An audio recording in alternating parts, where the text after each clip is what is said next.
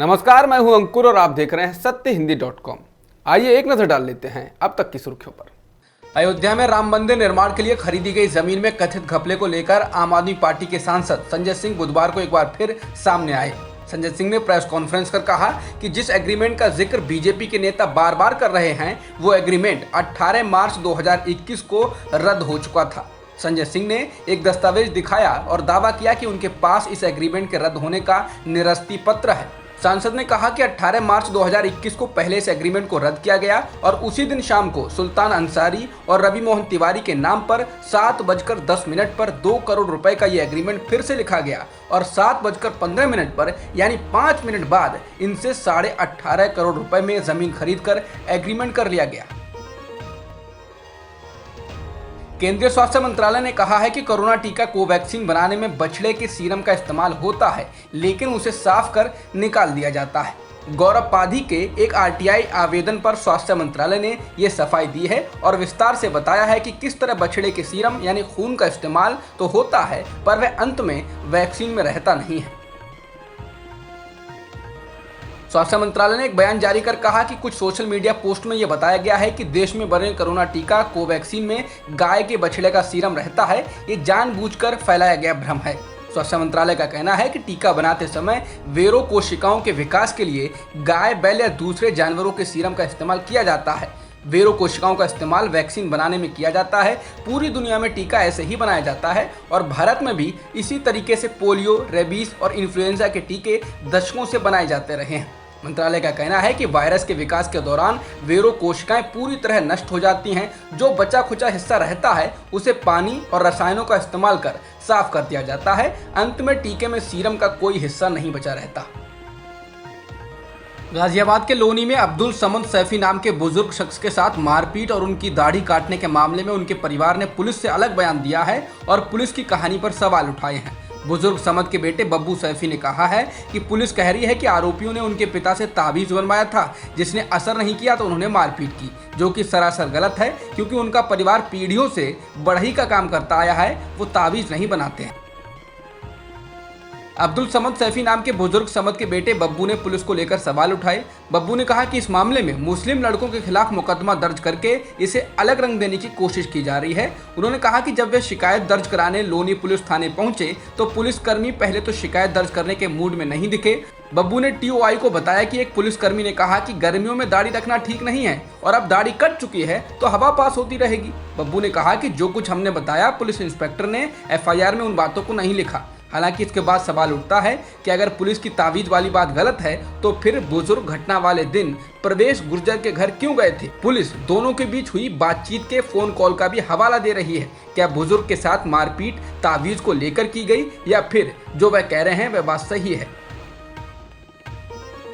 गाजियाबाद में लोनी में एक मुस्लिम बुजुर्ग शख्स के साथ मारपीट और उनकी दाढ़ी काटने के मामले में किए गए ट्वीट्स को लेकर गाजियाबाद पुलिस ने ट्विटर के खिलाफ एफआईआर दर्ज कर ली है। इसके अलावा पत्रकारों मोहम्मद जुबैर और राना अयूब और कांग्रेस नेताओं के खिलाफ भी एफआईआर दर्ज की गई है। बुजुर्ग संग मारपीट की यह घटना 5 जून की है और इसका वीडियो कुछ दिन पहले सोशल मीडिया पर वायरल हुआ था। कांग्रेस नेताओं में सलमान निजामी, शमा मोहम्मद, मस्कूर उस्मानी का नाम शामिल है, जबकि लेखिका और पत्रकार Saba Naqvi, media portal the Wire के खिलाफ भी एफआईआर दर्ज की गई है। पुलिस ने यह एफआईआर दंगा भड़काने, नफरत फैलाने और धार्मिक भावनाओं को जबरन भड़काने व अन्य धाराओं के तहत दर्ज की है। नए डिजिटल नियमों को मानने में आनाकानी करने वाले सोशल मीडिया प्लेटफॉर्म ट्विटर को मध्यस्थता के तौर पर मिली सुरक्षा खत्म हो गई है। इस पर केंद्रीय सूचना एवं प्रसारण मंत्री रविशंकर प्रसाद ने कहा है कि ट्विटर को नए डिजिटल या सोशल मीडिया नियमों के पालन करने के कई मौके दिए गए, लेकिन उसने जानबूझकर सरकार की बात नहीं मानी। उन्होंने साफ कहा कि ट्विटर भारत सरकार की ओर से बनाए गए नियमों का पालन करने में पूरी तरह फेल रहा है। केंद्रीय सूचना एवं प्रसारण मंत्री रविशंकर प्रसाद ने कहा कि भारतीय कंपनियां जब अमेरिका या अन्य किसी दूसरे देश में बिजनेस करने जाती हैं तो वहां के स्थानीय नियमों का पालन करती हैं। तो ऐसे में ट्विटर भारत के नियमों का पालन करने से पीछे क्यों हट रहा है?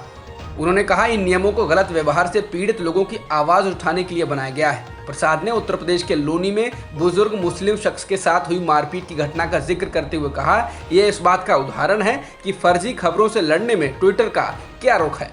प्रसाद ने कहा कि ट्विटर उसी ट्वीट को मैनिपुलेटेड बताता है जो उसको सूट करता है। वो अपनी पसंद और नापसंद के हिसाब से ऐसा करता है। कोविशील्ड वैक्सीन की खुराकों के बीच के अंतराल बढ़ाने पर फिर विवाद हो गया है। वैज्ञानिकों ने दावा किया है कि बिना उनकी सहमति के ही सरकार ने कोविशील्ड की खुराकों के अंतराल को दोगुना कर दिया था। वैक्सीन पर सुझाव देने वाले वैज्ञानिकों के समूह में से 3 वैज्ञानिकों ने जब न्यूज एजेंसी रॉयटर्स के सामने ये दावा किया तो विवाद हो गया। सरकारी नेशनल इंस्टीट्यूट ऑफ एपिडेमियोलॉजी के पूर्व निदेशक एमडी गुप्ते ने कहा है कि NTAGI ने खुराक के अंतराल को 8 से 12 सप्ताह तक बढ़ाने का समर्थन किया था। इसी अंतराल का सुझाव विश्व स्वास्थ्य संगठन द्वारा भी दिया गया था, लेकिन इसके साथ ही उन्होंने कहा कि समूह के पास 12 सप्ताह से अधिक के अंतराल पर टीके लगाने के प्रभावों के संबंध में कोई आंकड़ा नहीं था।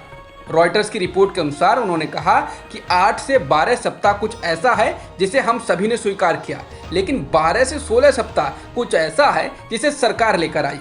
उन्होंने कहा कि यह ठीक हो सकता है, नहीं भी हो सकता है, हमें इसके बारे में कोई जानकारी नहीं। कोविशील्ड वैक्सीन की खुराकों के बीच के अंतराल बढ़ाने को लेकर NTAGI के एक और वैज्ञानिक मैथ्यू वर्गीज ने भी कहा कि ग्रुप ने अंतराल को बढ़ाकर 8 से 12 हफ्ते करने की अनुशंसा की थी। उसी समूह के एक और सदस्य JP मुलियाल ने भी कहा कि NTAGI के भीतर टीके की खुराक के अंतराल को बढ़ाने पर चर्चा हुई थी, लेकिन समूह ने 12 से 16 सप्ताह की सिफारिश नहीं की थी। National technical advisory group on immunisation यानी NTAGI से जुड़े रहे इन लोगों के बयान आने के बाद अब स्वास्थ्य मंत्री डॉक्टर हर्षवर्धन की सफाई आई है। उन्होंने ट्वीट कर दावा किया है कि वैक्सीन की खुराक का अंतराल बढ़ाने का फैसला वैज्ञानिक सबूतों के आधार पर लिया गया था।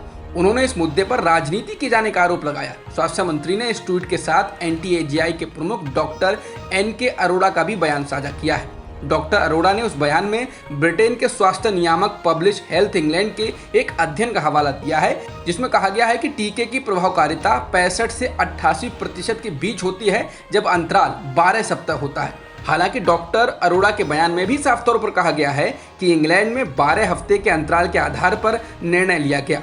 तो सवाल है कि भारत में 12 से 16 हफ्ते क्यों किया गया? दिल्ली की एक अदालत ने पिंजड़ा तोड़ आंदोलन की कार्यकर्ता देवांगना कलिता नताशा नरवाल की तुरंत रिहाई करने से जुड़ी याचिका पर आदेश सुरक्षित रख लिया है, यानी इन दोनों को बुधवार को तिहाड़ जेल से रिहा नहीं किया गया।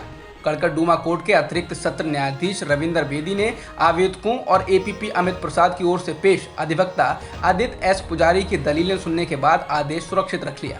बता दें कि इसके पहले हाईकोर्ट ने नताशा नरवाल, देवांगना कलिता और आसिफ इकबाल तन्हा को मंगलवार को ये देखते हुए जमानत दे दी थी कि दिल्ली दंगों की साजिश के मामले में उनके खिलाफ गैर कानूनी गतिविधि रोकथाम अधिनियम यानी UAPA के तहत पहली नजर में अपराध नहीं बनते हैं।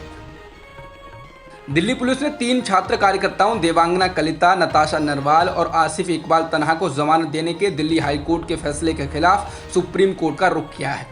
बता दें, दिल्ली हाईकोर्ट ने मंगलवार को ही दिल्ली दंगों के मामले में देवांगना कलिता, नताशा नरवाल और आसिफ इकबाल तन्हा को जमानत दे दी थी। साथ ही सुनवाई के दौरान दिल्ली पुलिस को जमकर फटकार भी लगाई।